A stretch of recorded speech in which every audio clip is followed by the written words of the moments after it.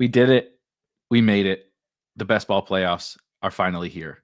It's time to start figuring out what teams we want to sweat, what players we want to sweat, who we are anti sweating, the advance rates of everybody, all of us, the individual players. Shouts to Jamar Chase and Saquon Barkley. We're going to figure out all of that stuff, the guys you want, the guys you need, some teams that both Rob and I are excited about, maybe some of the teams that you're excited about, all the sicko stuff, because it's time. The best ball playoffs are here. Let's dive into it and preview a little bit of these 2024 NFL best ball playoffs on Underdog and on DraftKings.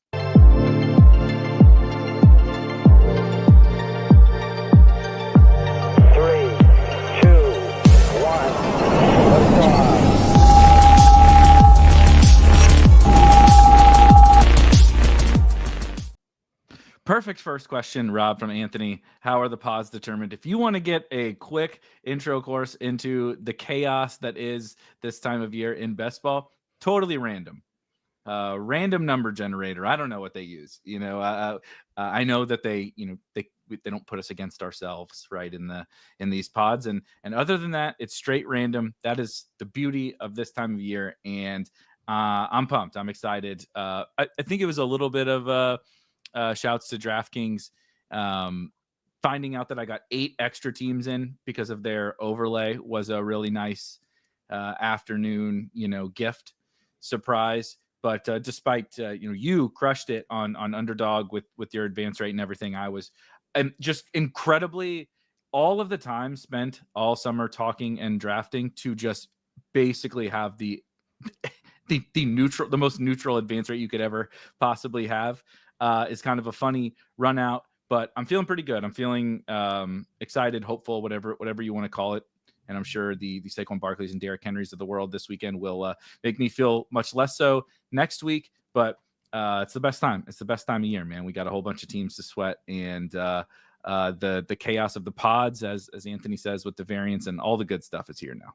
Last night was a lot of fun because we had the Bengals Cowboys. I added 5 more BBM teams at the end of the night because of that game. That's great. Which was insane. So it was just a really fun game to sweat. You never really know what you're sweating. It's so hard to keep track when you have 8,000 teams. You're like, I guess I want these guys to do good because I just have a huge percentage of them, but you'd never really know. But shout out to Chase Brown and Jamar Chase and some Rico Dowdle as well for little Dowdle. CD helped me on one team actually. Even the second half was not so fun for old CD Lamb, but it was better than nothing. A great. Also, what a perfect encapsulation of best. But we're sweating 2 of the single most maybe the 2 most disappointing real life NFL franchises this season on Monday Night Football. Did you sweat though? The real question that the people want to know. Did you sweat it on the normal broadcast or the Simpsons broadcast? I went with the normal broadcast. I hadn't logged into my Disney Plus account in months at this point. Yeah. So I was like, I don't want to go through the process of logging in. The password's not there. I got to email it to Erik to send emails. It's like FanDuel. Yeah, exactly. I've been locked out of my FanDuel account so many times over the years. You have to remind me, does Disney Plus, because Hulu and stuff, right, does the activate or whatever, so you don't actually have to have your God bless those people that do that. But the whole having to log back in and remember your passwords, like I ever remember any of these passwords ever, is absolute misery. I turned it on for a couple minutes just because I like the crew that they had doing it, and I just wanted to see. I like to look at the Nickelodeon ones that they do, just because it's really funny. Somebody scores a touchdown and slime, is all over the place, and the Simpsons one was weird and bizarre, but for a couple minutes it was kind of funny.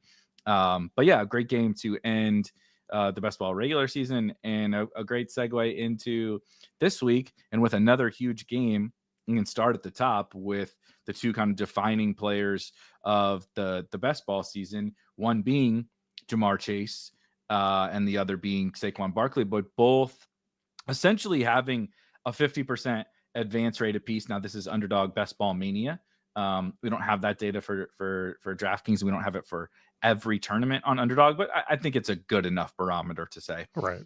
We can use that 50% for a first round pick and a second round pick in the same season is bananas. I think that is one of the, certainly it's a huge story, right? But everybody talks about Saquon, and it does feel a little bit like the Jamar Chase season is being under discussed, and I'm told the zero running back is dead because of what Saquon is doing, but Jamar Chase is on 50% of advancing teams, and they definitely don't all have Saquon Barkley. So it's kind of a polarizing, like, first week, right? Week 15, it's going to be so much Chase and Saquon in your pods, a little bit of, a guy with first round Chase and second round Saquon, but having those two first and second rounders kind of define the season is pretty unique. So I think there's going to be a lot more kind of flavor of your pod, flavor, like you can get different, the old get different later, which is total bullshit. But heading into week 15,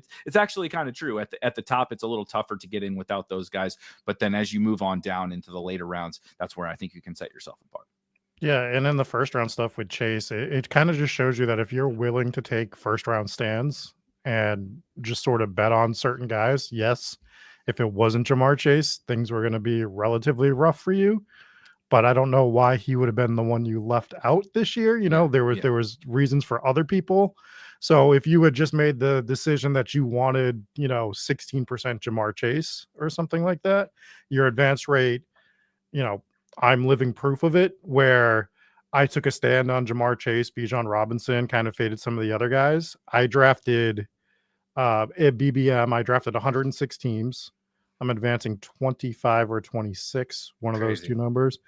I drafted one Saquon team and 0 Derrick Henry teams with that advance rate. So, like, it's not a victory lap. It's more about, like, process, right? Like, what was the process? How did I get to that? How was I able to advance? Jamar Chase, massive part of that. Yeah. Hit some of these comments quickly because they're pretty notable. Brent asked, what was the cutoff for the wild cards? I just want to shout folks in the chat, all the sickos out there, whether you're the folks in our Discord. I'm going to cite Bernie B. Kurt, who posted it on social when somebody asked 2002.38 points. So call it 2002 points. Imagine being the one guy that had 2002.37 points, and you're the that would be painful. But the cutoff was about 2002 points. So if you cleared that, like I said, I got really lucky with the wild cards because my DK advance rates were just like totally neutral, and 8 extra teams really helped, got me up to 29 on DraftKings. Jack asked about how my eliminator did. I did not have Jamar Chase on my did not have Jamar Chase on my eliminator team last night, but I did advance. And it's a pretty killer team, honestly. Like I'm sweating all the regular best ball playoffs, but I've won. Jack and I both go into war with one final eliminator team into week 15, and it's pretty good. Looks like I'm going to lose George Pickens this week, but for a 0 running back, bro, Rob, I have Kyron, Joe Mixon, Chase Brown, Chuba Hubbard, and another running back too. That's like, so like Marv is my wide receiver one. Marv, Nico, I forget, McLaurin, whatever, Bowers is on there. So it's a pretty darn good team. Almost everybody healthy. Devin Singletary doing a great job cheerleading from the sidelines to root all these other good players on. But excited about the eliminator's not over. We're reaching the key parts of the eliminator season as well. So yeah, I was able to sneak that one through without you. Again, think about eliminator.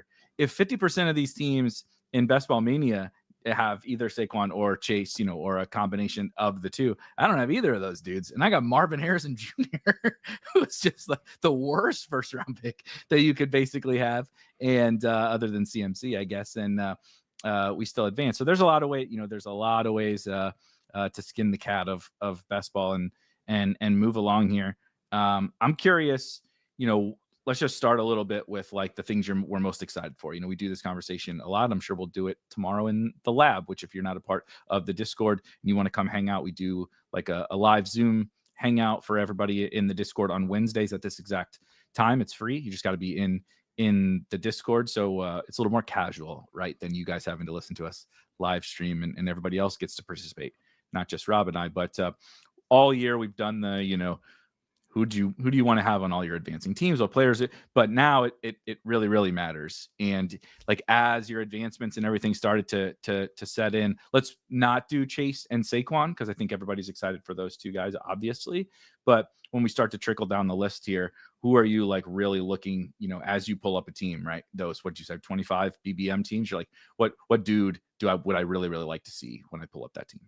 Nico Collins is the guy that I want on my teams for sure.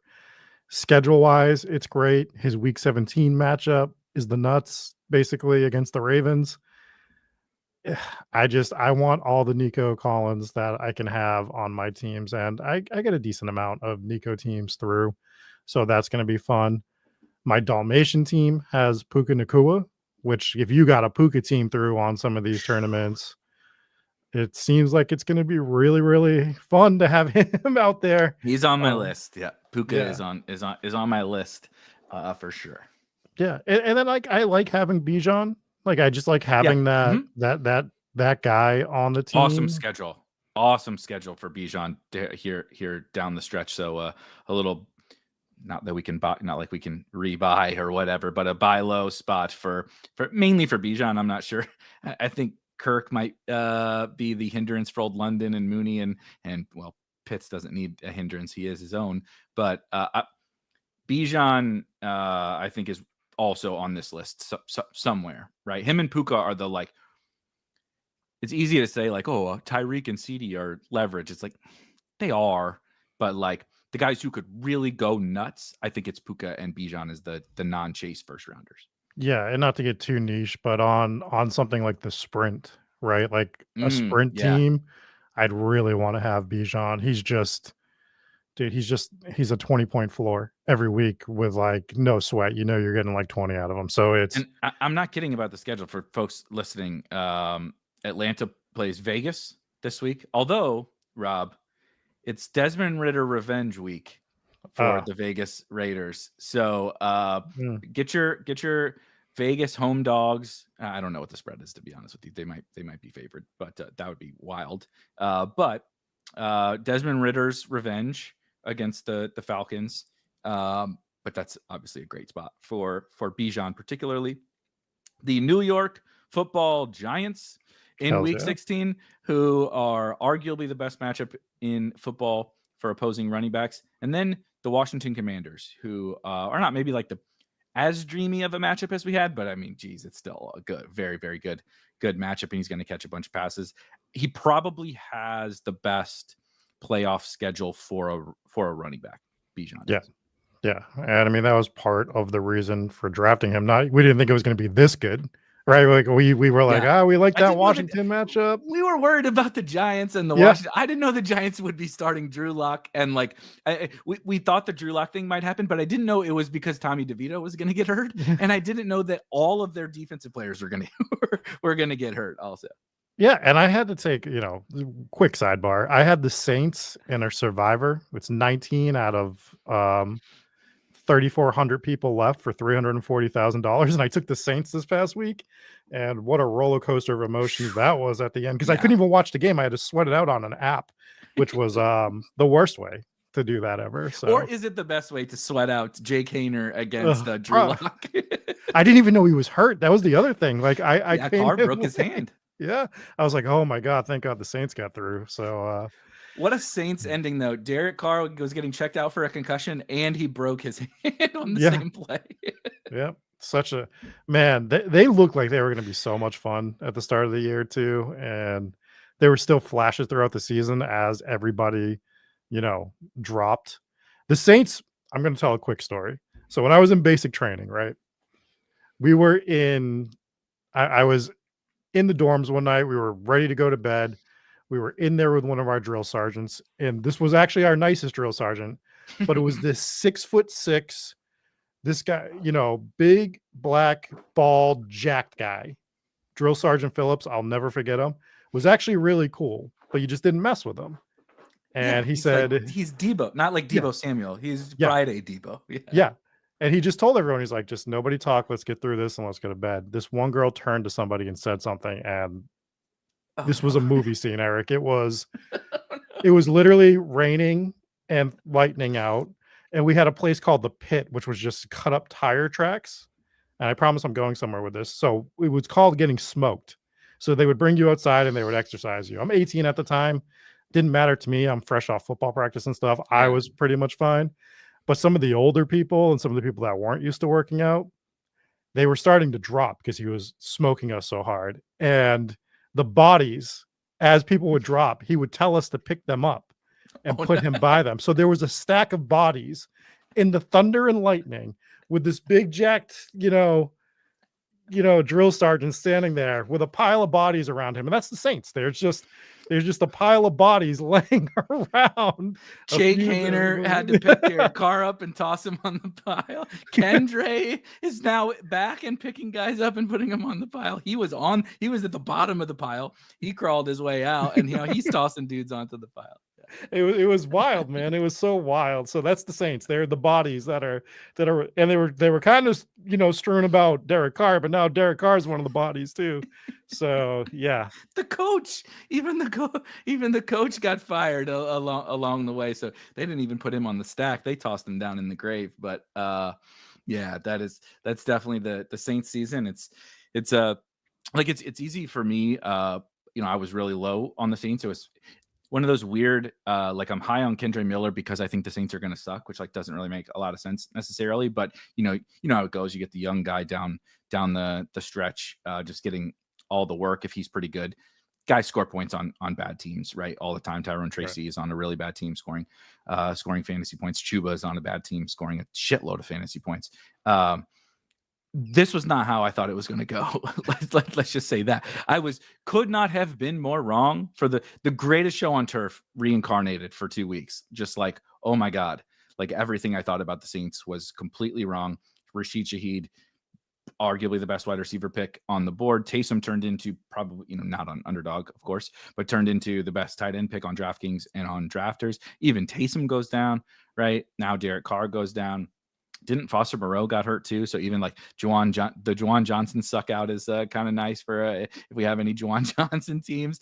He's the last guy standing at the tight end position. They're playing MVS, and Kevin Austin and stuff at wide receiver. It's just total chaos. But that is if you're like me and maybe didn't draft a ton of Alvin Kamara. I don't feel so bad about that anymore. Kamara has really been buoyed by a couple of big games, one against the Panthers earlier this year, and then the week 2 game against Dallas when he scored 4 touchdowns. That he's been mostly a floor play ever since then. And I don't think 8 weeks ago or even 6 weeks ago, I would be saying I don't really care about Alvin Kamara. And sure, if I have him on a team, I'm not upset by any stretch of the imagination. He could score 2 touchdowns in a game. But I mean, we're talking about Alvin Kamara, inefficient runner with Jake Hayner at quarterback. And Kendre took about 30% of the 35% of the work that they, I believe Kamara had, I'm going to screw it up, but I think 17 carries and 5 targets, and Kendre had 10 carries and 1 target last week. The snaps weren't quite that close, but the Kamara thing is that's best ball, dude. The Kamara thing is a crazy run out. And, if you were really heavy on him, I don't think you were wrong. It just, the Saints thing didn't go according to plan after the first month of the season or whatever. But ironically, I think the Bijan thing is funny. There's very different prices. Bijan's been just steady all year, but if we saw Bijan do that Kamara scorched earth thing here down the stretch, he's near the top of my list for that kind of guy that can do that. And I wanted to, a guy that I drafted. This is the first guy right now when I pull up teams that I'm looking for. It's obviously because I'm such a zero running back bro. So I need running back juice, and I need a cheap running back that's good, but it is Chuba Hubbard on the Carolina Panthers. Jonathan Brooks, unfortunately, re-tears the same ACL again 2 times in 13 months for Brooks. But Raheem Blackshear is out, and Miles Sanders can't come back until week 16 at the earliest. So they just got, and I think that they're going to play all their guys. If you have Thielen, I would be feeling really good about Adam Thielen, which I wouldn't have said a month ago. Bryce is playing a lot better. I think Canales is coaching for not his job. I think he's safe, but help build some leash here. And I think they want to put the best team around Bryce to give Bryce the opportunity to keep playing well here down the stretch. So Carolina went from I don't want any of those dudes on any of my teams to like, if you got Chuba and Thielen and Leggett, like, cool, man. They're good pieces to have. Yeah, the whole playoffs, that week 17 matchup with Tampa. I mean, everything is just turning up Chuba Hubbard for Dallas the next this week. They got Dallas. They got Dallas this week, and Overshown got hurt too. Dallas's second best non-Parsons, second best defender. He blew out everything in his knee last night. So Dallas defense gets even leakier.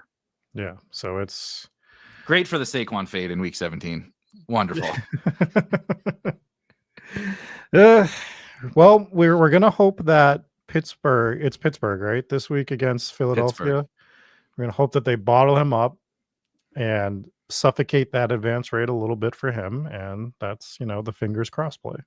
Would we have ever guessed, though? You even said it like last week, and we talked about it. Like, would anyone have ever guessed that the Carolina Panthers would keep him from having a good game? Like, no. Like, are you crazy? Right. Like, that it's one of the best matchups you could ever possibly have. I just assumed Saquon was going to run for 200 on Sunday. Like, I just accepted it and was like, all right, my advance rate's going to keep going down, and it is what it is. And the two times that Saquon has had, now this wasn't his worst game, but that Dallas matchup is his worst fantasy game of the season was against this Dallas defense. And then this past week, what did he score? 13 or 14 or something like that.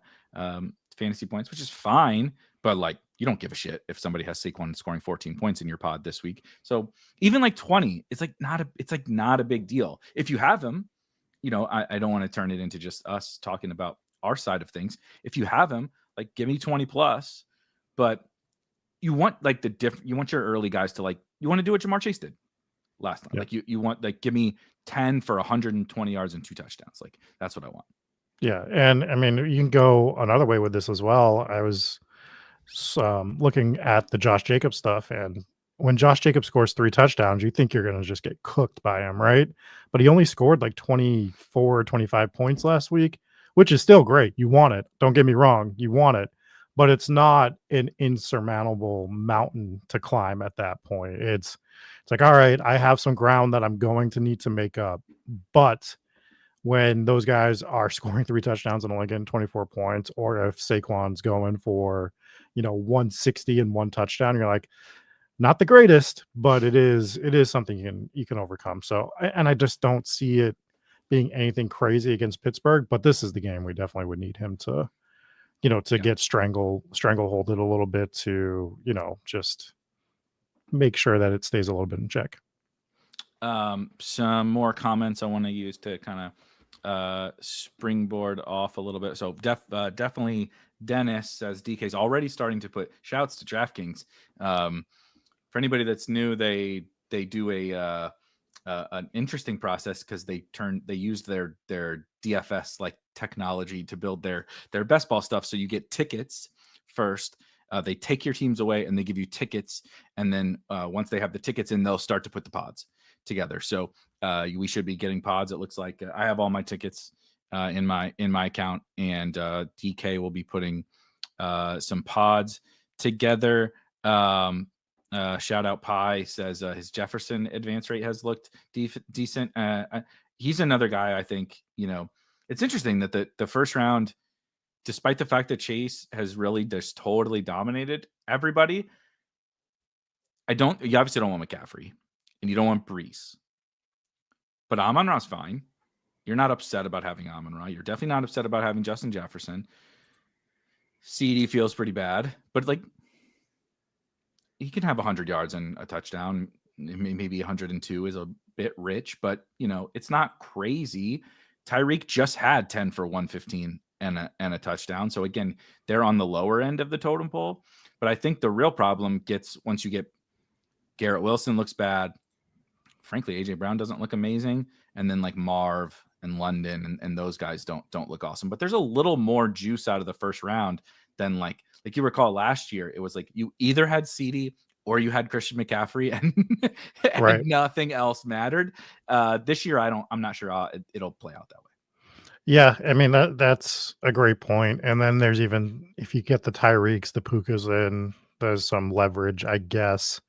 Don't really It just want depends. Tyreek, It but just depends how this, I'm not expecting Tyreek to have but like Tyreek against Houston this week, you're mentioning Nico, like if those two has been playing really well. Miami's been pretty good on offense.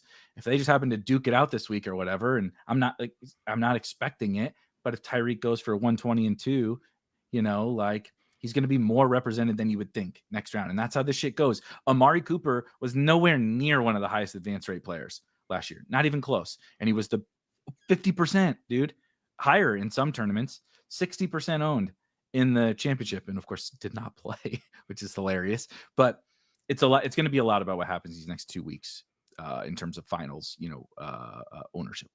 thank God the Josh Allen 51-point game came this past week. I mean, not that I don't have Josh Allen. It's not he wasn't a fade, but he wasn't an He was a overweight guy fade. for me. I have more Saquon than I have Josh Oh, Allen. jeez. So you got really bailed out this I got past week. 2%. I got 2% Saquon and 1% Josh Allen. Fun fact: second highest scoring team has both of them, and Puka. Well, that's how you leverage your low exposure. You just throw them on one team and Yep. hope it sun runs if everything else goes, with the ejector button. So yeah, I mean, like there were some performances this past week that as I was watching the points pile up, I was like, kind of glad the Josh Allen game is this week and not the next week. It also does showcase that, don't turn your nose at elite quarterback. 51 is like the outlier of outliers. It is the highest scoring quarterback performance, I think, since like 2009 or 2010 with Michael Vick, who had 48 or 49. Oh yeah, Something like that. I remember the Eagles Vic game. Yeah, yep. Yeah, Eagles Washington, I believe it was. I remember Mm-hmm. victory lapping Prime around time. my apartment. He threw that's the game he threw the one to the throw to Deshaun Jackson that just like lives in my head forever. That he threw it like 85 yards in the air, and it looked like he was not trying at all to make that throw, and it's the perfect encapsulation of Vic. But Josh Allen does that in the Buffalo Wind, so he can. But to your point, Allen and Lamar, same thing. It's like you show up to any week with those two guys, and they can just put the team on their backs. Yeah, and we might be looking at something like that with Jaden Daniels, going forward in the next few years. So that's an ADP I'm going to be interested to see next year. Not that we're talking about next year, but keep that in the back of your mind because I think people are going to talk down elite quarterback. We still have 3 important weeks to go. We'll see what happens at that point. But I think it's going to get talked down quite a bit, and just keep that Josh Allen thing, because if that happens in week 15, 16, or 17, you're sure as hell going to wish you had 51 points from your quarterback versus the field. Yeah, because you'll get some. Again, assuming he's just still Josh Allen the next couple of weeks, somebody will get there with Josh Allen. It's not the same as like when nobody got to the final with Mike Evans a couple of years ago. It's very, very different situation. But this is a good. While we're talking about kind of some of the next year, so kind of a half next year, half this year. Davin asks, let's just say Kamara does blow up here down the. So he's had a good season, but it really has been buoyed by 2 big games and a bunch of like 13s and 14s, and depending upon PPR or half, just nothing special. But he has a high floor. He undoubtedly has a high floor. If he does then kind of go scorched earth down the stretch here, win people a bunch of money after having a decent season, what are people going to do with him next year? He did get a contract extension, but like it's an interesting one. I think he's pretty interesting. Yeah, I mean, he's getting up there in age. I mean, it's all the hoops that we put every other player, including him, through this year. Mm-hmm. Is he above that? Ugh, it's tough. It's going to be real tough. I'd kind of want to see what that offense is going to look like, who they bring in to coach the team as well, over the next couple months. But like when we start doing like Olave, Shaheed back, Taysom back, it's like, which I guess Taysom's maybe not awesome for him, but he helps the offense. Like it's all the pieces that we just saw at the very beginning of the season where we were excited about this offense theoretically should be back. Yeah, I mean, draftable, but how high are they going to kick him up? Is he going to get kicked up to third, fourth round status? It gets a little tougher at that point. I mean, probably a guy that you'd want, 8% of at that point, like just a flat exposure. But it's tough to tell. But I think that's a great question because I think that's what people got to remember, right? Like if somebody drops 30 in the next 3 weeks, those are the guys we remember. We remember the KJ Osbornes, the George Pickens, like Gabe, these remember Gabe? Gabe. We remember those are the games we remember, and we forget about the Josh Jacobs 50% advance rate from Mm-hmm. years ago. So we've analyzed the first 25% of the season for months. Months we talk about it. And then following the season, we just talk about the last 3 weeks and the guys that got you to the finals or the guys you need to get to the finals. Saquon puts up a dud. People will remember the advance rate, but people won't be hyping him up as much as they have been over the last, I don't want to keep going back to him, but it's just the point of like, Yeah, but this is what it becomes. he's one of the two defining players of the season. That's why, like, why are you talking about Saquon? It's like, what do you mean? Why are you talking about Saquon? There's two players defining the whole season, and they're early round picks. They're very polarizing, and it matters for everyone, whether you drafted him or not. Same thing with Jamar Chase. It matters what happens with Jamar Chase these next 3 weeks, and what happens with Saquon Barkley. Those two players will define who wins money, how much you win. Do you get teams through, right? Do they have bad games, median games, or ceiling games is going to define everything. Like that's it. There's going to be the other guys who are the next, right? It's like it's a decision tree, right? Okay, what Saquon, yes or no, right? Chase, yes or no, and then once we get there, you're like, okay, well now what did Chuba do? Now what did Bucky do? Now what did the next guys do? Because can Chuba matter? Well, it depends on what Saquon does, right? Can Jerry Jeudy? How much does Jerry Jeudy matter? Another guy that's probably on this list somewhere. How much does Jerry Jeudy matter? Well, it depends on Jamar Chase. It's like, does Jamar Chase keep dropping 35 or does Jamar Chase have 14? A big Jerry Jeudy game matters differently in those scenarios. So it's like, why do you talk about those guys? Because it fucking matters like a lot. It matters to all of our teams, whether we have them on them or not. Yeah. The Jamar Chase thing, man, does he just look like he's on a different level playing against people? It's so silly sometimes. It's like watching a college player play a middle school. Yes. At times. When Alabama plays the Citadel, this is what I feel like. Yeah. It's just like, man, he is just next level. He's just so good. It's also like just another reason. I mean, the positive thing, I guess I should say for the Bengals in a disappointing season is, at least they locked Chase up before he, had the Triple Crown season, right? They definitely were geniuses letting Jamar Chase play this out and then win the Triple Crown. So now he's going to make more money than Jefferson and everybody. Like, shouts to the Bengals. Just a disastrous franchise, but having Burrow, having a really good quarterback who's also just like the perfect fit. Burrow will take shots when Jamar is in one-on-one coverage, but he'll also sometimes just get the ball right.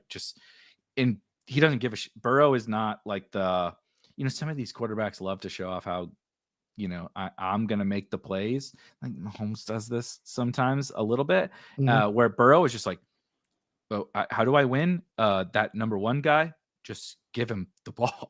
I'm just going to give him the ball and keep giving him the ball. And, I love that about Burrow, both as a real life player, but obviously for fantasy for Jamar. Like, it kind of shows like T's fine. Like T's definitely a good NFL wide receiver, but you see the difference. It's like if T was good enough to get the same treatment that Jamar gets from Joe Burrow, we would see it a lot more. But he gets the scraps when the other team just decides enough is enough with the Jamar shit. We're not going to get beat with it. Now T can cook. And so I think they let T walk and keep Jamar. But that's I was being sarcastic. I know I was not clear, Zach. They did not sign him. They let him play this season out for some unbelievable reason. So yeah, they're now going to have to pay even more than they would have had to pay in August. But good question from Jason. I like this because this is a great wide receiver like tier area, and also could like sneakily be a defining part of the best ball playoffs here. Which one of these mid-tier wide receivers do you think would have the biggest impact in the playoffs? JMO, Addison, fresh off, good Lord, what a game from Addison, JSN, or one of these things is not like the other on this list. Keon Coleman, not sure I would include him on here, but maybe you like him more than I do. And Roma Dunze, who came through with a good game finally this week. JMO, Addison, JSN, and then and you can toss Ladd in there, right? But this wide receiver section, Sutton is in here, I think, in this ADP range. This kind of mid-tier wide receiver that there's a lot of options there. Yeah, so for me, like throughout the stretch, it feels like JSN, but if I need just one guy in one game, I know Addison just had the big game, but it's got to be JMO, right? Like this dude just, when he goes off, he goes off, and that's kind of the players that I want to balance my teams with a guy like, if he gets 0, I don't care. I want the points when he gets 30. So like, of that list, I like JMO. I mean, there's no bad choice, I don't think, but give me JSN as a slight edge, but individual game, it's JMO. I think, do you think JMO has a higher individual game ceiling than JSN? I think I shouldn't even say that he does than Addison, because Addison has the biggest game out of all these guys. I guess JSN and Addison both have had one like absolutely monstrous, 40 ball. But do you think JMO has a higher individual game ceiling than JSN does? I think this is going to get like real nitpicky. Yeah, we're splitting hairs. I think he does on the half point sites. I think he has the edge. And I think that JSN ceiling is probably a little bit more palpable over on full point stuff. That's a good take, I think, because JSN can just have the like 14 catch game that JMO is never ever going to have. Right. But JMO is a home run hitter on the best offense in the NFL. So like he hasn't done the 3 touchdown Addison game, but like it's the fucking Lions, dude. If there's any one team that's going to score 50 in a week, it's Detroit, and he plays for them. So like it's kind of like but this whole group, we would have been definitely remiss if we didn't talk about this group, because when Pat and I talked about him yesterday a little bit, it's kind of funny that we overpriced the Christian Kirks and the Keenan Allens and I'm forgetting some other names, I'm sure too, and then we underpriced this, like, we're not really sure what to do young guys / disappointing young guys, JMO, JSN, lukewarm young guys like Addison. Like Addison really only had a couple good games when Jefferson was out. He hasn't really been that efficient overall, but he's been fine this year. He's got big upside. I think this whole tier of wide receivers is, frankly, I wish I had more. I have a good clip of JSN and JMO, but not enough Addison, not enough of really the whole group. And I think it's a great one. And again, we were talking about, you and Hacker talked about like the sandwich builds, where we would kind of a gritty style way of building teams. But how I've thought about it is my best teams are like Mixon or Ken Walker or someone like that, RB1, where I would dip out of wide receiver or maybe tight end or miss on elite quarterback, but then hit that. Let's just use Mixon because he happens to be the one for me that hit the most. Like you dive into Mixon in the 5th round, and then you double back for this tier. So instead of getting duped by Keenan, instead of getting duped by Christian Kirk, instead of getting duped by that group of wide receivers, you come back and you're like, okay, let's put JMO on here instead of Christian Kirk, and I get Mixon instead of James Conner or whatever. And it's like, it's not that James Conner's bad. It's not that Christian Kirk was destined to be bad. But if we run that 2v2, you're like Mixon and JMO versus James Conner and Keenan is like not even close. You know what I mean? Joe Mixon's the RB2 on the season. So that's a really powerful little build that you could have stumbled on. Yeah. The one thing I would say though, like just trying to step back and go back to when we were drafting, I don't think that we underpriced them. I think like if you look at these guys, especially JMO, there was a lot over the last 2 years with JMO that we didn't know what we were getting, right? Yeah, for a lot of reasons. For a lot of reasons. And Addison had a lot of issues going on as well. And it's not just Addison, We had JJ McCarthy coming in. Kirk Cousins Mhm. was gone. Darnold's coming in. I mean, what we should have been looking towards for that is just how good of a coach KOC is, right? Like that should have been the indicator more than anything. But there was a lot of variables on him. JSN was one that I was a little bit more on this year than I was last year. So maybe I should have hit him a little more. But Odunze, I mean, are you really upset if you don't have Odunze going into No. this? Are you really upset if you don't have Coleman? I mean, I don't mind having them, but I don't think that I don't think any of these guys were mispriced, is what I will say. I mean, like, if you want to go with the results now, sure. But when we're drafting in July, August, I think that the tier that they were in was fine because of the question marks. I just think that maybe we need to look speaking for myself, maybe we look a little bit more into the variables. JMO had a lot of positive coach speak throughout the summer, which he never had before. Maybe we should have, leaned into that a little bit more. And I'm The sure some anti people did. Kendra. It was the anti Yeah. Kendra summer for JMO. It was every time Dan Campbell spoke, it was. And I want to add to what you just said there, because it wasn't just, we get tons of coach speak, right? Like Jalen Tolbert's going to be the next superstar wide receiver for Dallas, and like whatever, that it's a lot of that kind of stuff, which I think we can all like realize is a little bit outlandish. Didn't mean Jalen Tolbert was destined to have a bad season. Just meant like, okay, he's not going to be an all pro or whatever. Like that's a little ridiculous. The way Dan Campbell spoke about JMO and like the specifics of what he was saying was like, he looks like a different player. He's coming to work like understanding that like he's got to change the way he practices. He's got to change the way he prepares for games. He's got to grow up, right? He's got to commit to, it was a lot of stuff that was like, oh, he's like actually winning these guys over. Like Yeah. with it wasn't just like, no, we're excited about him because he's really talented. It was like, no. He has done every little thing to be like, I got to get my shit together because I need to be a big part of this team if we're going to win a Super Bowl. And he won them over. And so it was like, and no one's saying that JMO was like a slam dunk. It's just, if you have, again, another guy, you have JMO on teams, like, hell yeah, dude. Like, sign me up for having Jameson Williams on advancing best ball teams. And so just a fun little tier, I think, right there was a really fun tier. And but it just so happened to play out that like you said, not necessarily process wise, but the underpriced RB1s, Mixons, Ken Walkers. We'll see, I guess, about Ken Walker, but Jacobs, those guys like went right in front of this. So if you just did how many times we talked about this all summer? Just take your first running back a little earlier than just a little, or your second running back a little earlier than you would have, right? Take your Bijan or your Saquon.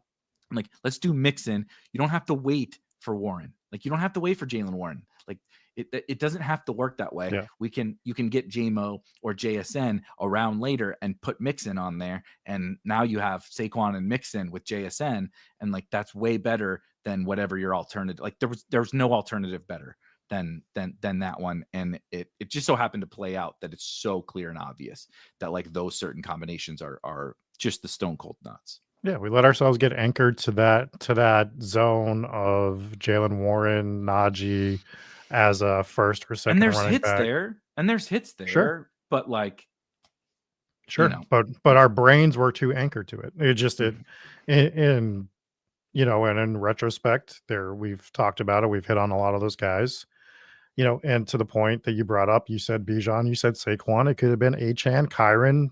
Like these are ways you could have played it. I mean, hell, you had Kyron, David Montgomery.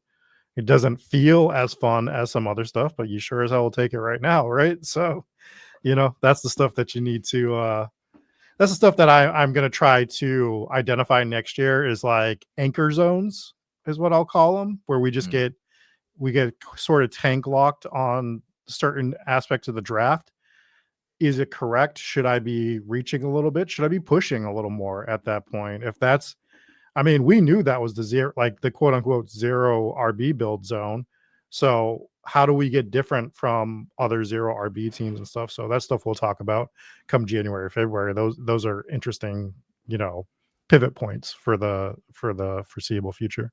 Yep. I will say it probably 100 times over the course of the next, whatever, 9, till we get to next year, till we get to the 2025 season. People are always like, don't you regret this or don't you regret that or whatever? Like, yeah, I mean, I have we all do. We always have a bunch of regrets. We have things we could have done better, particularly results wise. But my both process and results, the number one thing I tell everybody, and I'll keep saying it, I'm like, David Montgomery was like the best pick of all time in best ball tournaments, especially on Underdog, right? With half PPR. I'm like, he's like the fantasy gods gave us this gift, just laying this high floor, high ceiling dude on the best offense in the NFL at a cheap price. And we were just like, no, thank you. I would like to take Zamir White on the you don't understand. Zamir White's 1 round cheaper. I can get the same thing as David Montgomery with Zamir White a round cheaper. And it was just like, Raiders, Lions, same thing. Gardner Minshew, Jared Goff, Aiden O'Connell, and now Devin Critter.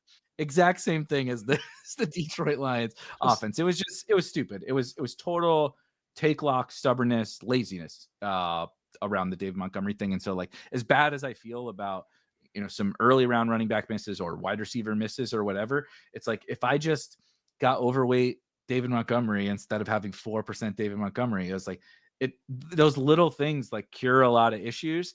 And my process would have been so much better, whether or not the results turned out that way. The process was just a huge miss. It was just like, those are the things that keep me up at night, not the, you know, you draft Rashee Rice and Chris Godwin, they get hurt. Like, it is what it is. It sucks. But the David Montgomery, just like slam dunk, like easiest 6th, 7th round pick of all time. And I was just like, no, thank you. I would like to draft Lad McConkey and Zamir White. Let's do that instead of JSN and David Montgomery. Whoops. Yeah. And the thing I'll add to this before we start diving into some teams or whatever is study your wins as much as you study your losses. And what I mean by that is, was your win really a win when you were looking at it? And was your loss really a loss? Don't talk yourself into either, but just like take a step back, try to objectively look at it. And just because something went right doesn't mean that it was right. And just because something went wrong doesn't mean that it was wrong. You know, some are terrible. You made some terrible plays. We all made some terrible plays. And if you're following content creators like ourselves, I mean, make sure that we're being accountable as well. Like I'm not going to sit here and just victory lap everything that I did right. Did a lot of shit right. Did a lot of shit wrong though. So like it's you know, both of those things can be true. I'm very happy with some of my processes this year, but I very much am going to be refining some other stuff as I go forward. Yeah, and it's funny, just to put the cherry on top, like some of the things that like I said, I really like beat myself up over are probably not the things that the average person looks at and they're just like, oh, you faded Saquon. Don't you feel really stupid? You're going to like change your process. And I'm like, well, I mean, I do feel stupid, but that's beside the point. I don't have as much regret about like 2nd round running back misses, 1st and 2nd round running back misses. Not because I'm not even saying that that's right, but I'm saying I have a process around some of that. And I'm very, very comfortable and confident in the process by which I operate around the early, like I'm very, very picky and I have like downstream back to front drafting strategies that impact early round running back. So I'm very, very picky about how and when and what kind of profile and how much I invest in those guys. And I don't really feel bad about that. But then when that's working, generally speaking, right? Like my running backs are not my problem. What kind of stupid season is a person who drafts all 0 running back, looks at all of his running back rooms and they look good, but the fucking wide receivers are absolutely atrocious. And I have no quarterbacks on some teams. Like that is a funny run out, and people I think will extrapolate it to or you know, try to carry it over to the wrong thing.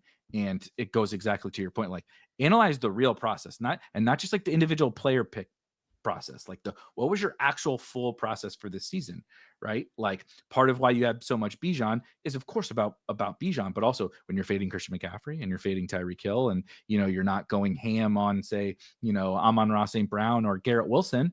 It's like, well, I can't fade every first rounder, and I have to, you know, I can't take Justin Jefferson, Jamar Chase on every team because they go in the top 5 or whatever. So what does that mean, right? So if Bijan got hurt, would your process be bad? No, of course not. And your process is hitting. CMC fade was great. Tyreek fade was great. Garrett Wilson fade was great. Like all of that stuff is good. So a long way of saying like there's a lot that goes into, I think, evaluating that process, and we'll definitely do a lot of it after the season is over. Some more comments that I just want to get to. Shout out Kenny. Also cute dog, but Rob said Juwan Jennings was the best pick in the big board. Rob did say that, and Rob was right. And Juwan Jennings is the second coming of Megatron, apparently. Yeah, Pi. I didn't mean Lad has been bad. Lad has been a good pick. I was just like picking somebody from that range as a 2v2. Imagine having 0%. Juwan couldn't be me. Couldn't be me either. Yeah, we might have to go back and watch that stream because people were. I don't I remember anyone agreeing with me on that one. I'm gonna delete it. I'm gonna delete it. It makes me sound so stupid, I'm sure. Okay, add it to the list of going to battle over. Also, if that doesn't tell you what a big board, how silly the big board time is, that we're genuinely having Curtis Samuel, Juwan Jennings debates, and we drafted Ronnie Rivers and Izzy Abanikanda and Cody Schrader and all these losers on these teams. What a wild time February and March is. This is funny. Dorito, shouts Dorito, the winner of the Drafters Best Ball Championship last year. Yeah, everybody's feeling really bad for you, Dorito, that Rob could do a ghost story about all of your dead teams after dominating all of last season. And I've done one. I'll have to go. I'll dig in the archives and I'll find it and I'll repost it maybe tomorrow because I do have a show tonight. But I did a best ball ghost story thing. I'll repost it. So fun fact, did you know we all call him Lion here, but it's Ion. It's an I. It's a capital I. Yeah. He told me one time, and I just kind of still call him Lion because Lion is easier for me to say than Ion. But feel like there ought to be some standard post that goes out after week 14, reminding everyone how they ought to act to results. Buddy of mine can't stop queuing about takes, but zero process talk. Yeah. The problem is, trust me, over the many years, there's a reason I don't have that many followers on social. I've tried to do the let's talk about the process, and not that no one cares. Yeah. No, absolutely no. Certainly not on social media. Definitely not on Twitter. People don't care about that. It's all about engagement farming and sharing your advance rates, and that's fine. Whatever people enjoy is totally fine. But you're not going to get not a lot of rational stuff coming out process wise at this point in the season. We're all just dug in and sweating out the teams and the takes. Lie in the Dark sounds like a great 2012 EDM song. It does. We'll have to get Jesse to make that. Yes, I love that. I love that. Pi advanced some Cody Schrader teams. It's not dead, I guess. I genuinely thought when Mason was also going on IR that they were gonna poach Schrader from the Rams practice squad and we were gonna get it, but at least we got Izzy, so we still got some big board bags. And then Garendo got hurt. Now Garendo's hurt. This is just the 49ers, man. Chaos. Unreal how some of these teams run season to season with injuries, but them especially. What are we doing? There's got to be something in the water out there, right? San Francisco, out in California, because the Chargers had this for the longest time. The 49ers have it all the time. Remember, they should have went to the Super Bowl and Purdy blew out his elbow and they couldn't throw a forward pass against. Yeah, well, Dobbins got hurt too, right? It was Dobbins that got hurt. Oh, yeah. And then Purdy had to come in and just hand off while his other arm dangled to the ground. Oh, God, Devo's hurt every other week. Ayuk tore his ACL. Kittle gets hurt every other week. I mean, I don't want to bring up the Trent Williams thing, but that's not an injury. That's just like total, tragedy, terrible. Like awful. Like they can't escape all of the bad luck. So I listen to a lot of the content I listen to is basketball. I like football as much as the next guy, but I really enjoy basketball, both college and NFL. And I listen to some interview style, they'll have ex players on, sometimes current, but ex players on, and just, kind of talk through their whole career, right, from their life growing up playing basketball, a lot of time how they got into the NBA, right. And they'll tell fun stories and all of that kind of stuff. And LaMarcus Aldridge was on one, former Spur and Blazer, and I don't remember who we all played for at the very end, but Spur and Blazer. And when he was on the Blazers, so they drafted Greg. They had Damian Lillard. They had Brandon Roy. For anybody that really remembers, Brandon Roy, who was about to be the next big thing. Like he was a superstar and he couldn't stay healthy. Then they get Dame. And then they get Greg Oden. They had the first overall pick. So they have Damian Lillard, Greg Oden, and LaMarcus Aldridge all on the same team. Now KD went number 2, so it looks bad. But Greg Oden was awesome. He can't stay healthy. In that year, Greg Oden's season, LaMarcus Aldridge tells the story that they all thought they were cursed because everybody kept getting hurt. They thought it was because all their guys who were centers kept getting. So Oden got hurt. There was a guy named Joel Prisbilla. Any NBA fans know this. He tore his ACL falling down in the shower after a game. So once that happened, everybody was like, okay, this is it. Like, we are totally cursed. So Aldridge had to end up starting at center, but they wouldn't announce him as the starting center. They announced 2 starting power forwards on the team. At power forward, whoever. And at power forward, LaMarcus Aldridge, because they thought the center thing was cursed. The 49ers need to do that with their running backs. Yeah. Whoever announced either the Juszczyk needs to be the running back or everybody's a wide receiver. Just announce them all as wide receivers. Or split back, or let's go back to 1934 lingo, with up back or something like that. Yes. Yeah, anything but a running back. We used to call that, when everybody ran the triple option, we called them A, B, C back. You need to be the B back or the C back or whatever. Yeah. Anyway, I thought it was a funny story that I did not remember that Joel Prisbilla tore his ACL in the shower after Greg Oden got hurt. So shouts to some NBA lore. Crazy injuries that happen with athletes. Do you remember the Nate Burleson one? Oh yeah. Where he broke his arm trying to stop pizzas from sliding when he was driving. It's just like, what? That was part of the Detroit cursed years as well. I'm sure all our Lions, we got a big cohort of Lions fans in the Discord. I'm sure they remember the Burleson stuff quite well during the rough year, the Orlovsky and all that, all those fun Lions years. But again, no one feels that bad for you. You got the best team in the NFL, the most fun team with the best coach, and great time to be a Lions fan. I'm gonna pull up. Game.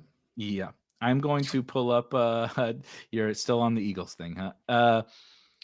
I just want to pull up the playoff schedule super quickly before we look at any teams. If we look at any teams, and just run down a couple that are notable, because I don't imagine I quite frankly only really ever looked at the week 17 stuff over the summer, at least like in any real depth. But now that we're here, we kind of care a lot about week 15, right? And we talked about Atlanta. I mean, just what an awesome run out for particularly Bijan, but if London's ever going to have a big game, he's got a good setup to do it. We haven't talked at all about Derrick Henry, but if you got Derrick Henry on advancing teams in week 15, buddy, please stay out of my pods because they play the New York Football Giants, and I imagine he is going to absolutely bury them. And another one at the top of the list in Detroit is that Josh Allen, fresh off a 50-burger. Bills, Lions should be a super, super fun game. Yeah. So I've been looking at this week 15 thing the last couple of weeks, not from a best ball perspective, but more so from that Survivor thing. I mean, we're talking $340,000, so it's a big deal for me. And not to bore everyone, but the week 16, 17, and 18, you have to pick 2 teams every week. So I've been studying this, this stretch where I have to just take 1 team. And there's some tough games in here, but there's some fun games in terms of points. The Denver Indy game feels like it might go a little bit under the radar this week with Bo Nix and, your Cortland Suttons and even maybe Anthony Richardson as well. So what's up with Josh Downs? Is he coming back? God, I hope so. We need him back. Yeah. God, I need Josh Downs in my life again. But the Green Bay Seattle game could be a lot of fun this week as well. We've already talked about Houston, Miami. The other really fun part about this week is we get 2 Monday night games. Yeah. So that's it's going to be a really fun overall best ball playoffs because week 17 is scattered from Wednesday to Monday. Basically, there's games like every day, right? Or almost every day. Almost every day. I for the most part, there's 2 I think on Wednesday, which is Christmas. You get your normal third. I don't know. It's just scattered all over the place on that schedule. I know Houston, Baltimore's that Thursday night to kick the week 17 stuff off, not to look too far ahead. Yeah, but oh, buddy, man, that to kick it off, we're gonna know a lot of stuff after that one. Yeah, it's the Dallas game finishes. from last year, right? When they played on Saturday. But for week 15, I mean, I think we just have a lot of fun. And I think that it might even kick off this Thursday with a fun one with the Rams, San Francisco, like seeing what ends up happening there with Puka and Kyron and stuff like that. You're going to be Kittle. Kittle. It's going to be a fun little sweat. That Chargers Tampa game, another possible under the radar game. You know, I don't think the Chargers defense is bad, but I don't think it's as good as it has been showing. And that Tampa offense has still been electric, even with Chris Godwin being out. You're going to be looking at, we want Bucky Irving to play. We want Bucky Irving to do well. I'm worried about him. And he's, as I'm sure he is for everybody, on a bunch of advancing teams. And you're before week, I guess technically before week 13, when he first got banged up, when he had like 30 touches. Spoiler alert, let's stop giving the 180-pound dudes 30 freaking touches in these games. The same shit happened to Achane last year. But nonetheless, he comes back and re-aggravates his back. So I'm a little, aren't you worried? Yes, I'm worried about Bucky. Yeah. And would you be shocked if I told you the highest scoring running back this week is Brian Robinson Jr. at home against New Orleans? You know, a sneaky guy to have in there. No Eckler. Eckler is not even available to come back for the playoffs, right? J.K. Dobbins can come back week 17. Symptoms, like within the last couple of days. The latest report was So did you read what happened? So I'm sure you saw the play. He got the concussion on the kick return. Which, why the fuck Austin Eckler is returning kicks in the year 2024 is absurd to me, but whatever. He gets knocked out on the kick return. And he did not remember until he woke up at the hospital.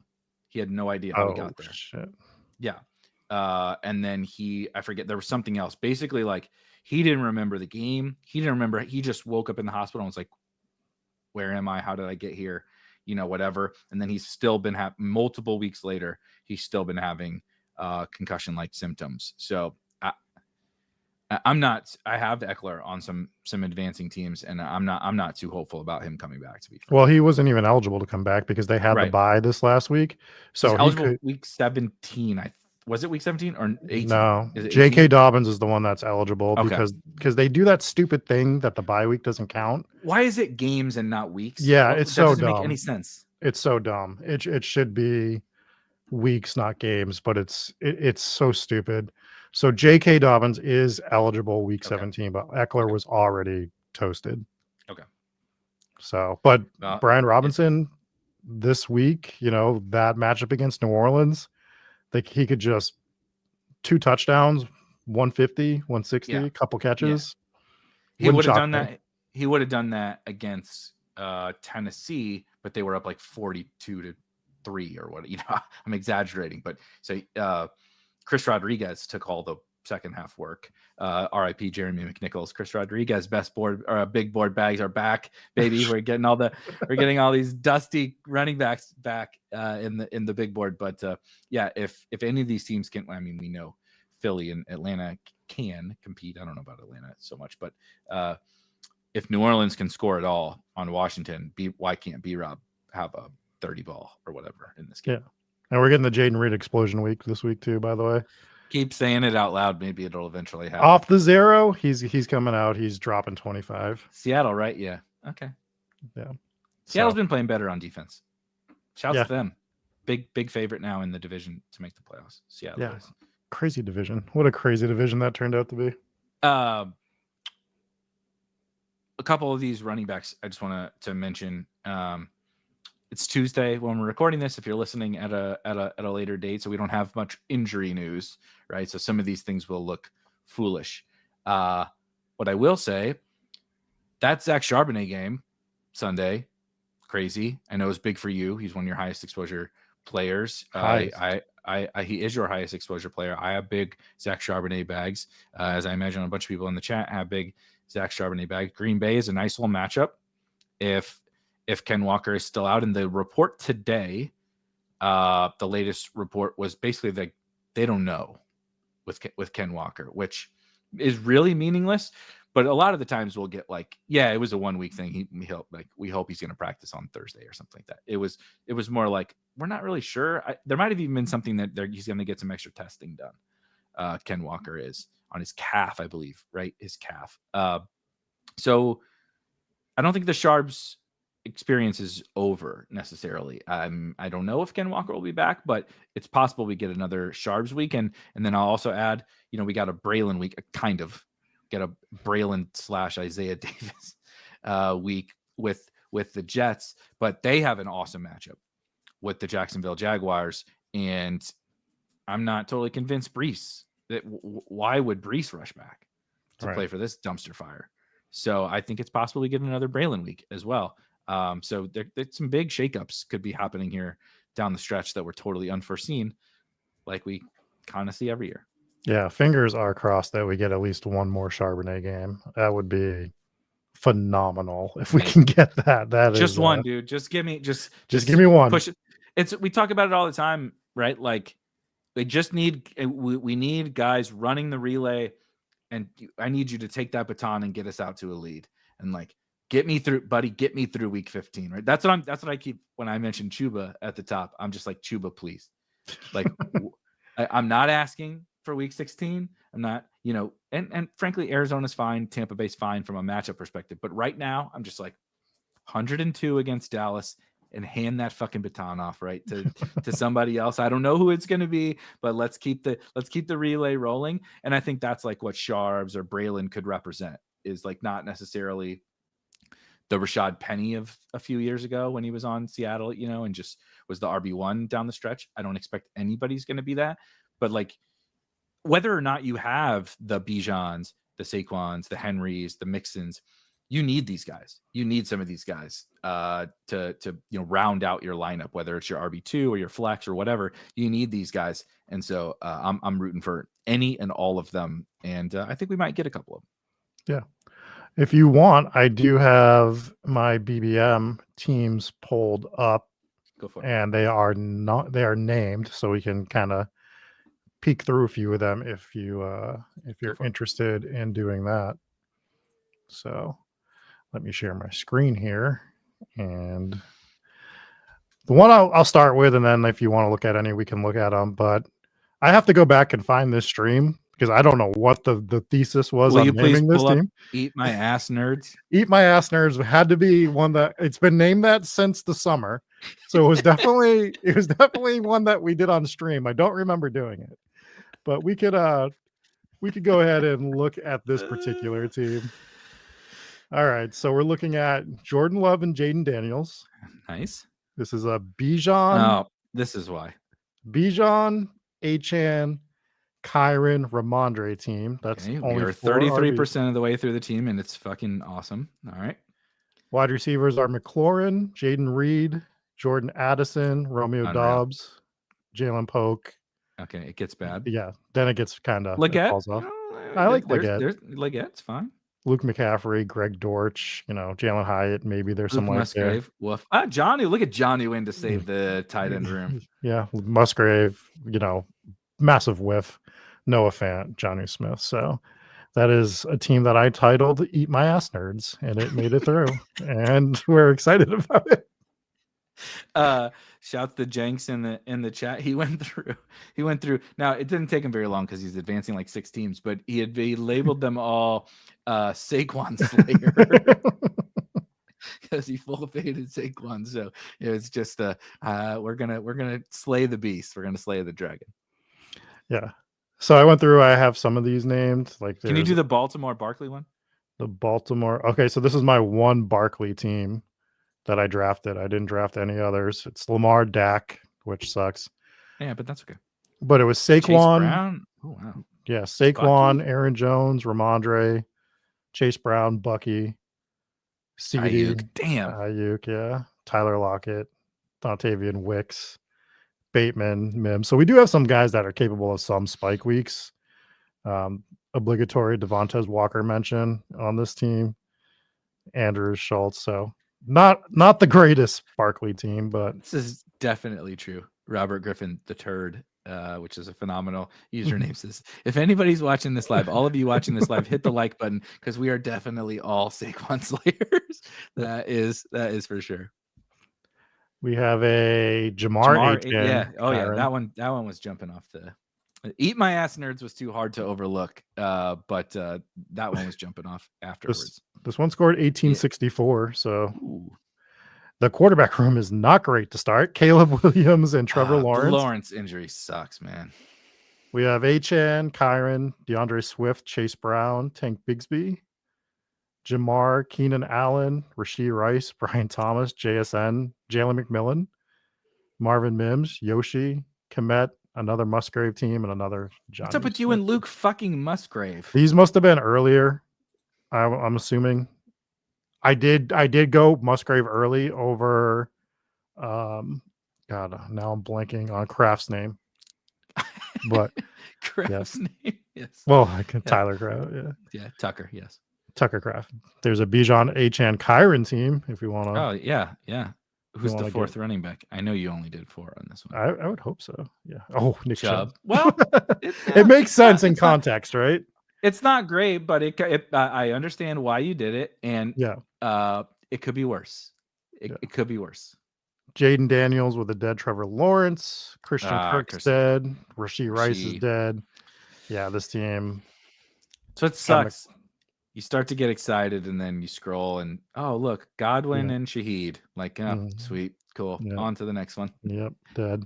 At least I named some of my teams that were completely dead. So we do have some fun ones. I don't want to go through all of them and bore everybody to absolute death, but let's look at Texans Washington, and then we can kick it over to you for some. Yep. So this is a Stroud, Jaden Daniels team. Najee, Brian Robinson, as we were talking about. Dobbins, man. Yeah, Singletary, Dobbins. Maybe he comes back week 17. But I do have Kamani Vidal, so maybe if he steps up and does anything. We do have Bucky Irving. We have the real Saquon Slayer, which is Will Shipley, who's probably any minute going to take over that role for Saquon. It's got to be a competition of practice this week. Wide receivers are Amon-Ra. So I think this is my one Amon-Ra team that got through. Nico, Devonta Smith, T. Higgins, Terry McLaurin, and A.D. Mitchell. Hot damn. That's nice. Yeah, so this was one of those 6 wide receiver builds. Dalton Schultz, Isaiah Likely, and Jonnu Smith as well on this team. So I still think it's fun. It's not overly great, but I think it has enough juice to get through if it needed to. So we have a Bills Panthers. Maybe that's last fun. team. Josh Allen and Bryce Young. Najee, DeAndre Swift, Singletary, Charbonnet, R.I.P. to Marshawn Lloyd. Why did I ever draft Audric Estime? This is a Garrett Wilson, Drake London team. Tank Estime needs to go on the list with Tez, and even though I've seen Estime play, I'm still not sure that he's a real person like Tez and Roman Wilson. Just put all their jerseys on the blocking sleds, and let's be done with those guys. Yeah. I agree. I'll look at one more. I have a sprint team that made it through. So if we want to look at the sprint team, nice. Let me just find. Oh, there it is. Sprint season. I only drafted 3. These were the $50 entries. The sprint team is Jaden Daniels, Trevor Lawrence. So we're going to be just rolling with Jaden Daniels. It's fine. That's like it's totally fine. Sure. Yeah, especially in the sprint. Yeah. Bijan, Kyron, Rico, Ray Davis, Tank Bigsby. So every running back feels live. Jalen Waddle, Terry McLaurin, Jaden Reed, Brian Thomas, Christian Watson, Josh Downs, Jalen McMillan, Malik Washington, Njoku, Likely, and Jawan Johnson. Feels like a good sprint team. This works, yeah. Right? Like a team that can definitely that feels like it could accumulate points through 3 weeks. So I'm kind of excited with that team getting through. Absolutely. That's a great team. Yeah. So that's another fun one to sweat is the sprint this year. I'll quickly share some DraftKings teams since Rob There you did go. some underdog teams. We can get a little flavor. You see this wonderful 14% advance rate. That being said, we got some luck. We luck boxed our way into some wild card teams. I just wanted to point out a couple in this Millie. This first one is so funny. So like, if this doesn't describe best ball, one being you see my ownership, 1% Josh Allen, 2% Saquon Barkley. Okay, cool. This team looks so killer, especially we almost got the Jordan Mason news, right? So Josh Allen, Geno Smith, Saquon, Chase Brown, B Rob, Jordan Mason, and Tank Bigsby, and yet again another Audric Estime share here. Puka, Ooh. Terry Ooh, I McLaurin, did not expect Puka, so that's yeah, fun. Puka, Terry McLaurin, Christian Kirk, womp womp, Mhm. JMO and JSN Yeah. on here, so maybe we can make up for Christian Kirk. Rashid Oh, Shaheed, oh, womp womp womp. Jalen Polk, Yoshi, De'Ami Brown, Malik Washington, Dalton Kincaid. Okay, you get it, right? I stacked him with Josh Allen yeah. and Taysom. We Oh, were so fucking close, man, so to close. a monster. This team was really close to being a monster, and just didn't quite get there. And then there was one other one. While you're Uh, looking that up, I want to ask you a question about that. When we have players like Josh Allen and they're not common, but do you think that I think that the reason my ownership isn't where it probably should have been is because I didn't like many of his stacking partners. right. And when it's Josh Allen, should we just be overlooking that going forward? Cam Newton, I don't like, like when you get the Cam Newton, Josh Allen players, should we just be like, I'm just going to draft Josh Allen and I'm not going to prioritize stacking this particular player with anybody?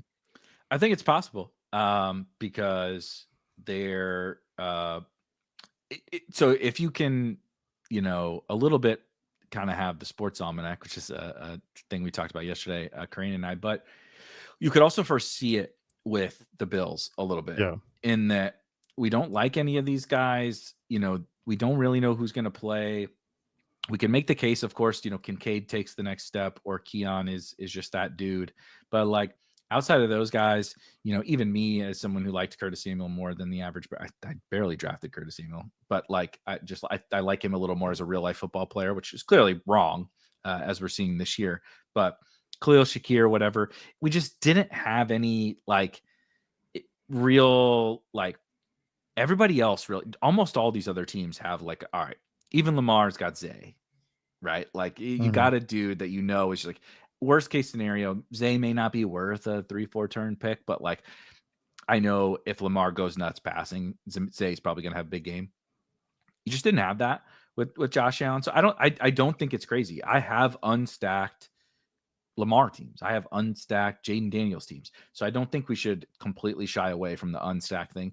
I don't want to like make it a big part of my portfolio. But Right. to your point, I don't want just because I don't want to draft Khalil Shakir shouldn't mean I don't want to draft Josh Allen. Yeah. And You I know think what a I lot mean? of us were doing that too. So that's why I bring it up. It's like, didn't like his stacking partners too much. And it's like, what am I going to do? And I don't want to force it.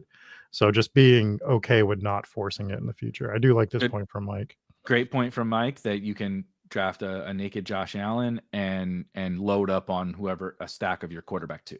Yeah. Right. So you draft what I had Geno, right? I had Geno with Josh Allen. So take Metcalf and JSN, and you want Lockett, you want Sharbs, right? You Fan. want Fant, whatever. Yep. Load up on the Seahawks, and it's like, okay, well, if the Seahawks failed, that's not great, but maybe Josh Allen has that 50 ball in that game, and that we don't have to invest half of our roster spots in Bills and Seahawks. We can still make it work. But we made a little bigger bet on Seattle. Yeah. I also just wanted to call this one out because it was a air quotes unique start where I got a JJ Puka team. Remember when Puka was falling Yeah. from his injury in the preseason? So this team was drafted on September 3rd. So very, very late in the Millie.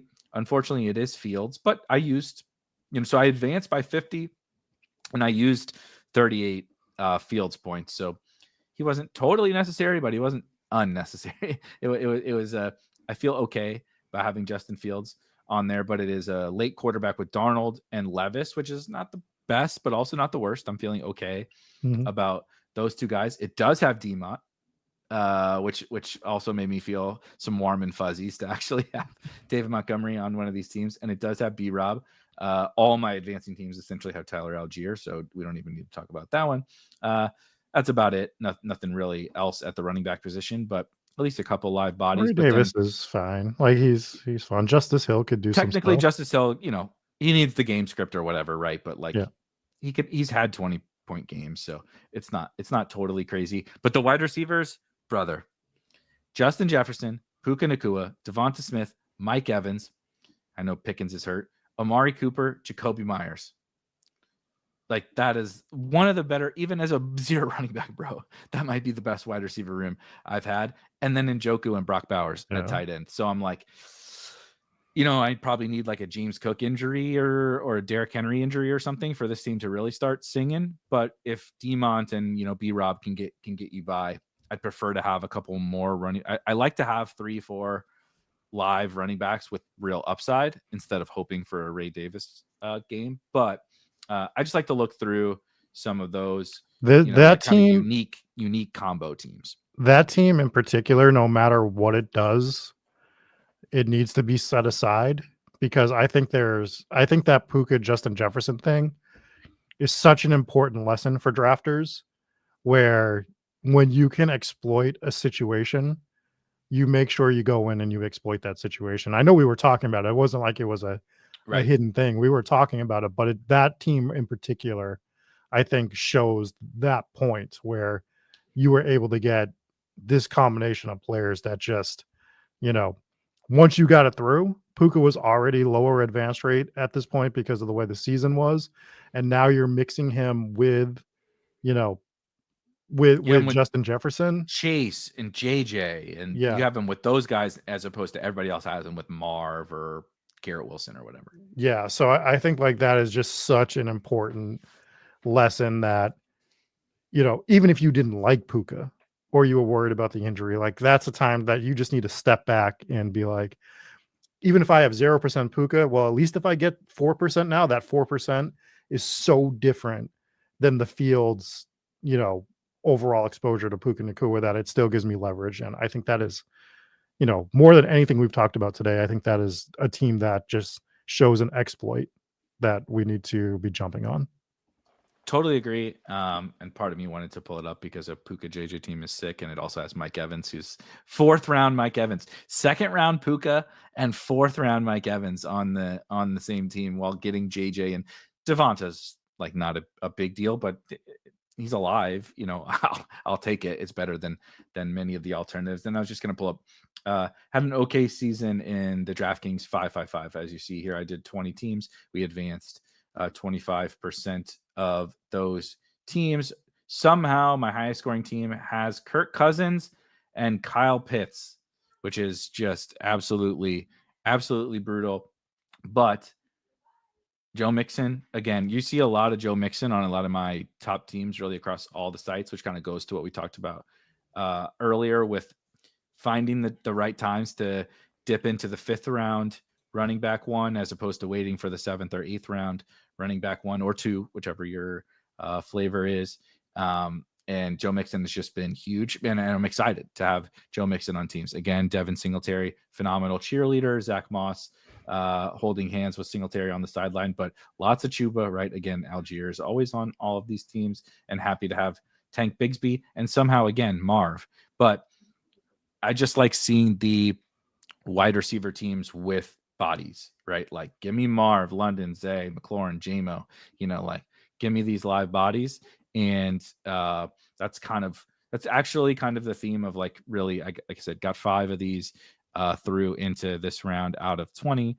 And the running backs are hit or miss. You get a little bit of Chase Brown, a good clip of Chuba. So like I said, Chuba on all 3 of these teams, pretty Chuba, pretty important player. But just a mixture of running backs. One Kyron that I'm excited about with Jaden Daniels. But, like, again, just having enough live bodies that will continue to hammer home the next 3 weeks. Really, just find, right? Like, am I that excited about Malik Neighbors? No, but I got Jamar Chase, Malik Neighbors, Metcalf, McLaurin on a team. Like, cool. I'll go to war with those teams when you have whatever Burrow, right? Burrow and Trey McBride and George Kittle. Yeah. Like cool. We'll go to battle with that. Yeah, and you got some Brian Thomas sprinkled in there, and I think he's going to Yep. be a fun player in these playoffs as well. Big time. And it's not apples for apples, but I did look it up real quick. In BBM, there was only 60 teams that were drafted with Jefferson and Puka, and 19 are advancing. So having Say one that of again. those, Say that again. there's 60 that were drafted together in BBM with Who? Puka and Jefferson. 60 total. 60 total, and 19 are advancing. Wow. So I know it's not the same on DraftKings. It's not apples for apples. The numbers are going to vary a little bit, but I assume they're relatively Close enough. close enough to that. So having one of those 19 teams, it's just, the uniqueness of it feels great. It feels really good to go in with players that powerful that nobody else has. So, for example, I was pulling it up and then had to discuss a couple of those teams. For example, there are 12,000 Puka Marvin Harrison teams. Yeah, which doesn't shock me, right? They were built in together. Like that came preloaded from the 12 spot. 8,000 Drake London, 12,000 Marvin Harrison with Puka, and like you said, 60 with Justin Jefferson. So if you get it, people be like, "What's your take on Puka? Should we buy the dip?" It's like, my take doesn't matter. There's only 60 of these. Yeah. Fucking deal with it. If it loses, it loses. Guess what? It's probably going to lose. Only 2 teams in every group advance, right? You just have to take your chance when you get that one. It doesn't always work. We had Cup last year. We've had JT. It fails just as much as it hits. But when it hits, and you get this version of Puka Nacua, and you're able to get him with Jamar Chase or Justin Jefferson, like you need to take advantage of that because it can be it's the difference between literal life-changing money and $35. Yeah. Clipper Nation's asking about Puka and AJ Brown. It's 991 that were drafted together. So it still shows you the extreme difference with Justin only Jefferson. only 2% of those Puka teams have AJ Brown, but that's where it starts to pick up. AJ Brown, because one of those guys might fall around the turn. Either Puka fell or AJ Brown would fall around the turn. Generally Puka. But it's basically anybody before AJ Brown. I'm looking at the draft board, right? I'll just share it just super quick so that people can see it. And then we can get out of here. Yeah. So this is BBM, right? So I was looking at a DraftKings team, like Rob said, so it's a little bit different. But I punched in Best Ball Mania Puka Nacua teams, so you can see here, and so it has it's shaded. Let me zoom just quickly. So it's shaded, of course, so you can see the darker the color, the more teams were drafted with that guy. But look, 23% of Puka Nacua teams were drafted with Marvin Harrison. 12,644 teams with Puka Nacua and Marvin Harrison Jr. As Rob said, 60 with Justin Jefferson. Total. There's 60 total teams in the whole tournament, and only 19 of them got through. So, think about that. It's basically impossible to run into one of those teams in the playoffs. Some of them are going to even get picked off. You have you could just draft whoever the hell you want the rest of the way. You've just created just an incredible team. I mean, the same goes for manufacturing that, right? Pull Saquon up, right? If there's 2,000 Saquon teams, but still 2,000 compared to 12,000, pull Saquon up, right? Pull whoever you like. Do you like Neighbors? Do you like Achane? Pull that guy up. Even pulling up Nico is better than taking London and Marv on every team. I'm not saying never take those guys, but this is the perfect example of yeah, dude, Puka's a smash. Would you rather have Puka with Nico, which is 6% owned, or Puka with Marv, which is 23% owned?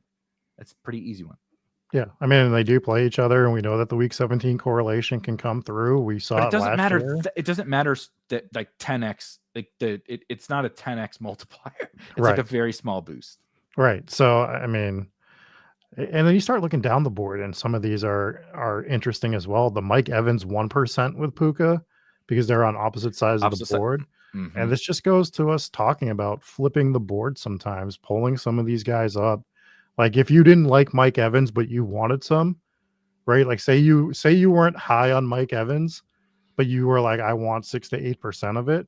Make it a weird 6 to 8%. Make it That's a what I did. flipped board, right? That's the way to do it. That's I was not in love with Mike Evans, but I was going to draft, like you said. I'm just going to take my 8% and go home. But I'm like, let's do it. Let's not take it with all of the exact same other guys that everybody else does. I think that's been one of my. It started with that CMC team that I made. I was already like in on this philosophy, but I've really started to lean into it a little more this year, and I think it's going to be a big part of my drafting strategy next year. Not with every player, but it's going to be very specific points in the drafts next year. I know our good friend Hacker, the CTO of Spike Week, talks pretty frequently. So does our good friend Lion, talks about, like you mentioned with Mike Evans, just like mapping the sides of the board. So like as you see, like look at this, it's crazy when you scroll down. So Puka is on this right side of the board. So you see how lightly colored all the colors are over here on this left side because they're on ops. So you're gonna get to the 8th round and these guys are still not drafted together because they're on the opposite. Now it starts to get more flat and spread out because the deeper you move into the draft, there's higher variance on exactly where these guys go and all that different stuff. Sometimes some guys reach whatever, but like 4% Christian Watson with Puka Nacua, and let's just scroll his own teammate. I know he's a running back. His own teammate, right? Or excuse me, his own former teammate, week 17 matchup, right? They every week or every year, Packers Vikings in week 17. Aaron Jones, right? JMO 10%, Christian Watson 4%. Yeah. Ramondre 15%, James Conner 9%. Like why? Like it doesn't make any sense. The only reason is that we're told to stick to ADP. Everybody says you have to stick to ADP, and then you get to this moment and you're like, damn, it'd be really cool to have one of those 19 Justin Jefferson, Puka Nacua teams or whatever. I know that's different because he fell, but like it would be awesome to be in that spot where I have one of these totally unique Puka Nacua teams. Yeah, and it's hard to tell sometimes the further you get into the draft. But if you knew that Puka was only 3% with Brian Thomas Jr., how much more are you clicking that button to get like 3 or 4 of those teams, right? Like just no kidding. So that these boards are so interesting to look at to to start planning for the following year. You don't get that data you don't get the actual data, but you do have the data because you see the draft boards. You see the the ADP, so it can and we do have be exploited. In Draft IQ, you have your opponent. So you have, like you said, you have your draft. So you're experiencing it live, in person. And then you do have the data on how often guys are being paired in your own drafts. Now that's not always the perfect one-to-one. It's not always apples to apples because you have a very small subset of all the drafts in Best Ball Mania, but it can be directional, right? You can see some things directionally and get some insight from that. But we are directionally headed out of here. And I think tomorrow, Rob, going to do some playoff best ball drafts.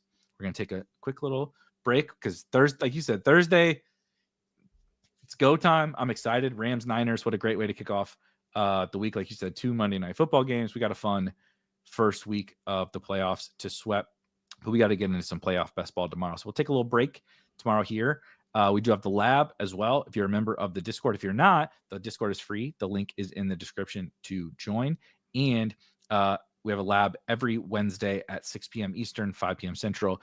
And like I said, it's just kind of I like to classify it as like if a bunch of best ball bros went to the bar and hung out and talked best ball. It's like that's we're talking strategy, we're talking best ball, but it's like more casual and a big group. There's a big group of us. It's not just me lecturing and rambling about Puka Nacua drafting with Justin Jefferson. So come hang out in the lab tomorrow and be on the lookout for a link to some playoff best ball drafts that I will do tomorrow live here on this channel. And we'll be back Thursday again with some more first round of the playoff talk. And then we're going to keep it rolling, baby, all the way through the end of the season. Lots of playoff best ball, lots of best ball playoffs. My favorite thing to tell the difference or discuss the difference because my wife still will never get it. Never, ever, ever. Best ball playoffs, playoff best ball, those things. are the same. But we'll be back tomorrow. And again, join that Discord, hit like and subscribe on your way out. And we will see you guys tomorrow. Cheers. Peace.